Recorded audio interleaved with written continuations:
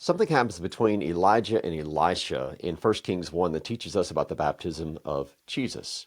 So in 2 Kings 1, you have Elijah and Elisha crossing the Jordan on dry land. And then when Elisha comes back, he too crosses the Jordan on dry land. They're leaving behind the old and beginning the new as one prophet passes the baton to the next prophet. Well, that's some of what's going on in the baptism of Jesus, because once more you have the Jordan River, which is always a liminal space in the Bible where you leave behind the old and you enter into the new. Well, here, what's happening? We have John the Baptist who comes in the spirit and power of Elijah, and he says, then I must decrease and Jesus must increase. John, the prophet like Elijah, is passing the baton, as it were, on to Jesus, who comes as a prophet like Elisha.